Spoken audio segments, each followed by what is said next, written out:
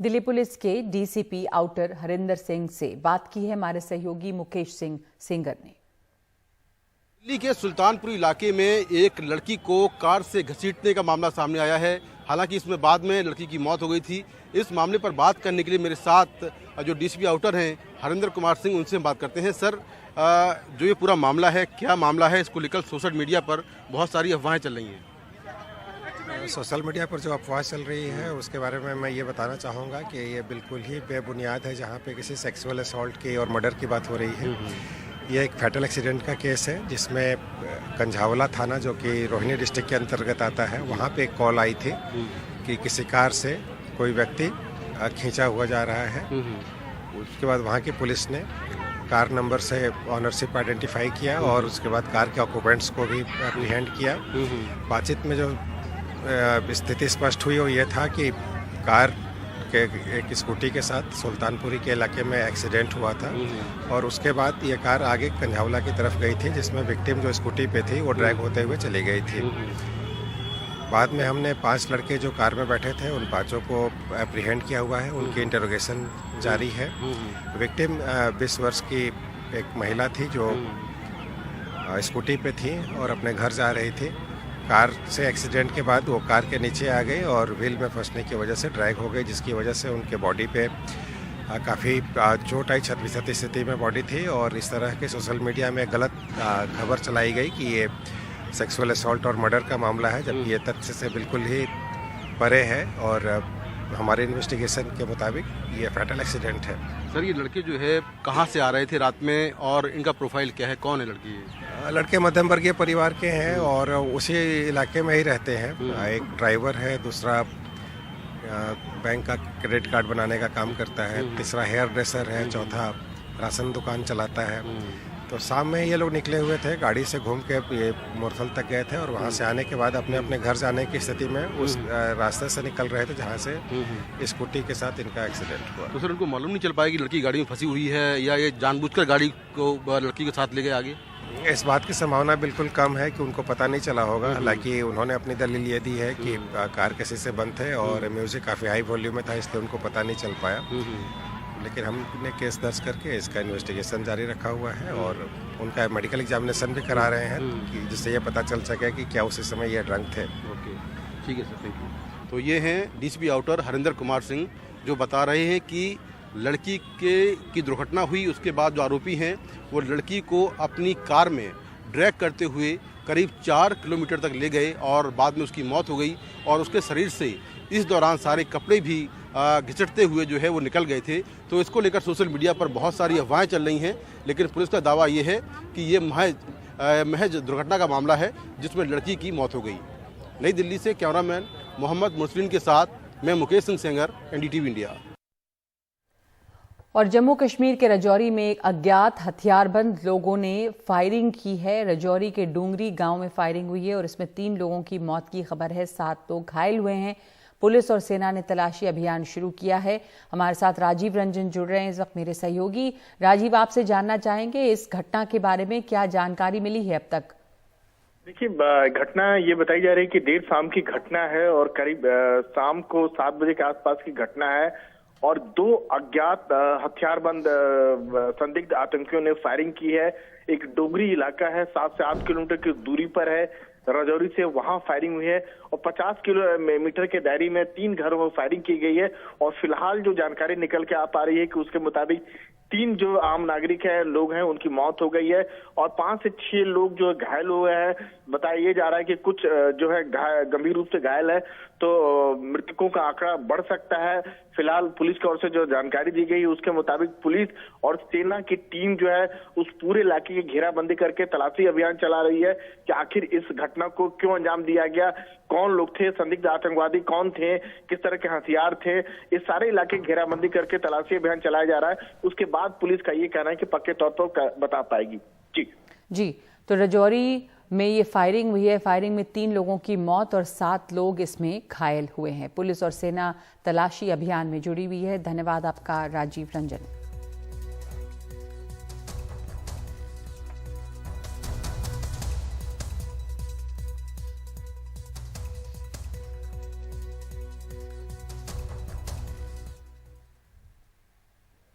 महाराष्ट्र के सोलापुर में एक पटाखा फैक्ट्री में धमाका हुआ है, जिसमें बताया जा रहा है कि 3 लोगों की मौत हो गई है। हादसे में 4 लोग घायल भी हुए हैं।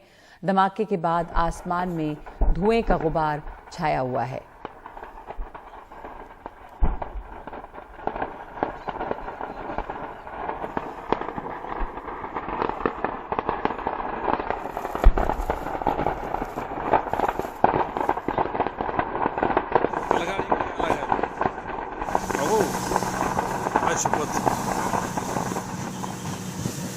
काय होत नाही मी तो भाई। महाराष्ट्र के नासिक में फैक्ट्री में भीषण आग लगी है। इगतपुरी में जिंदल कंपनी की फैक्ट्री में एक बॉयलर फटा। धमाके के बाद आसमान में काला धुआं छाया हुआ है। आग की लपटें उठी हैं। हादसे में 2 लोगों की मौत हुई है और 17 लोग इसमें झुलस गए हैं।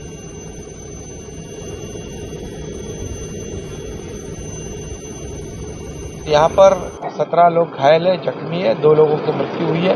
बहुत बड़ा हादसा है, बहुत बड़ी दुर्घटना है। जो इंजर्ड है, जख्मी है, उनसे मैं खुद बातचीत करके आया हूँ। यहाँ के हॉस्पिटल के सब डॉक्टर उनके ऊपर ट्रीटमेंट कर रहे हैं। पूरे इलाज यहाँ पर उनका ठीक तरह से होगा। इलाज का पूरा खर्च जो है सरकार उठाएगी और 2 लोग की मृत्यु हुई है, उनको प्रति परिवार को 5-5 लाख रुपए दिए जाएंगे और दुर्घटना की जाँच की जाएगी। भारतीय हॉकी टीम के पूर्व कप्तान और हरियाणा के खेल मंत्री संदीप सिंह ने एक महिला के छेड़छाड़ के आरोप के बाद खेल मंत्री का पद फिलहाल छोड़ा है। उन्होंने अपना विभाग मुख्यमंत्री को सौंप दिया है। संदीप सिंह के खिलाफ चंडीगढ़ में कई धाराओं के तहत केस दर्ज की गई है। संदीप सिंह का कहना है कि ये उनकी छवि खराब करने की कोशिश है। इसके पीछे उन्हें राजनीतिक साजिश नजर आती है। हरियाणा सरकार में खेल मंत्री और बीजेपी विधायक संदीप सिंह ने रविवार को मंत्री पद से इस्तीफा दे दिया।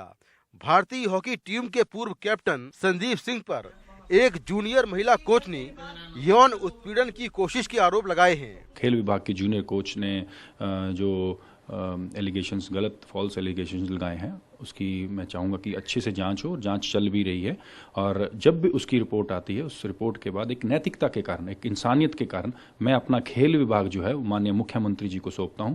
और जो भी रिपोर्ट आए, जो भी दूध का दूध और पानी का पानी आए, निकल कर जब बाहर आए, तो उसके बाद फिर माननीय मुख्यमंत्री जी अगला फैसला लें।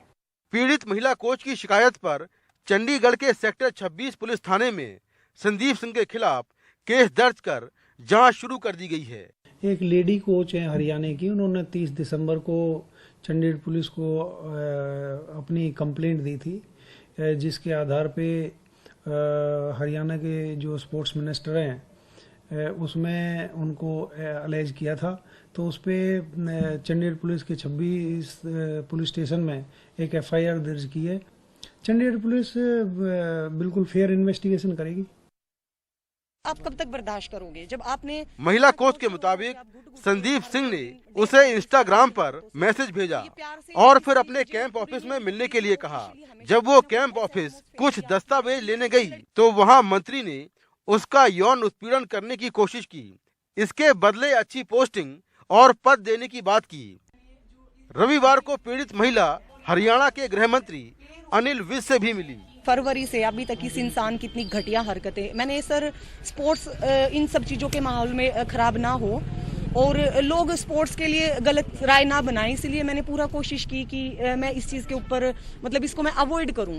लेकिन मैं जितना कर सकती थी मैंने उतना कोशिश की। लेकिन एक एंड होता है ना लास्ट, कि आप कब तक बर्दाश्त करोगे जब आपने इतना टॉर्चर हो कि आप घुट घुट के मर रहे हो दिन डे बाई डे इस आदमी की हरकतों से। तो ये प्यार से इसकी चीज़ें पूरी नहीं हुई तो फिर इसने ऑफिशियली हमेशा कोई ना कोई ऐसा एटमोसफेयर तैयार किया है कि ये लड़की तो चल के मेरे पास ही आएगी। मैंने सुनी है उनकी सारी बात, ध्यानपूर्वक सुनी है। मैं मंत्री जी से भी बात करूंगा और मुख्यमंत्री जी से भी बात करेंगे और बिल्कुल इंसाफ करेंगे इस मामले में। वहीं संदीप सिंह का कहना है कि जूनियर कोच के सभी आरोप गलत हैं। उसने इंडियन नेशनल लोकदल के पार्टी ऑफिस में बैठकर मीडिया के सामने आरोप लगाए हैं। आरोप राजनीति से प्रेरित हैं। विशेष रूप से जो महिलाएं खिलाड़ी है हमारी, जो आम घरों से निकल करके आती है, उनको कितना स्ट्रगल करना पड़ता है इस जगह तक पहुंचने के लिए। अगर उनके साथ इस तरह का व्यवहार कोई करे तो इससे ज्यादा बड़ी शर्म की बात नहीं हो सकती। जहां तक इस्तीफे की बात है, इस्तीफा दिया नहीं गया है, इस्तीफा तो लिया गया है। मैं तो ये कहता हूं कि मुख्यमंत्री को इस बात को क्लियर करना चाहिए, मुख्यमंत्री को अपनी स्टेटमेंट देनी चाहिए और बताना चाहिए कि अगर किसी मंत्री ने ऐसा किया है तो हम उसके साथ बहुत सख्त कार्रवाई करेंगे। देखिए, संदीप सिंह ने इस्तीफा दे दिया आज, और इसमें जो है निष्पक्ष जो इसकी जांच होनी चाहिए, और उसके जो करके, और अगर कोई ऐसी बात हुई तो बड़ी शर्म की बात है, लेकिन निष्पक्ष जांच का कहा है, और निष्पक्ष जांच जब भी हो सकती थी जब स्वयं यह इस्तीफा दे। इस मामले की जांच हरियाणा पुलिस की एसआईटी भी कर रही है। महिला कोच के आरोप और मंत्री संदीप सिंह के दावे, इसके बाद मंत्री संदीप सिंह का इस्तीफा। फिलहाल इस मामले को लेकर चंडीगढ़ पुलिस ने केस दर्ज कर लिया है।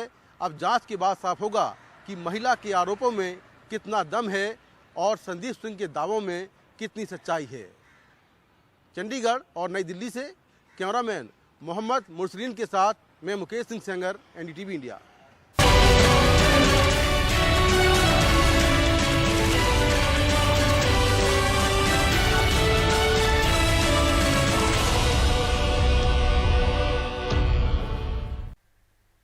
झारखंड में जैन समुदाय के तीर्थ स्थल समेद शिखर क्षेत्र को पर्यटन स्थल बनाने का विरोध बढ़ता जा रहा है। आज जैन समुदाय ने दिल्ली, मुंबई समेत देश के कई शहरों में विरोध प्रदर्शन किया। दिल्ली में जैन समुदाय के लोग प्रगति मैदान और इंडिया गेट पर इकट्ठा हुए और इस कदम के खिलाफ प्रदर्शन किया।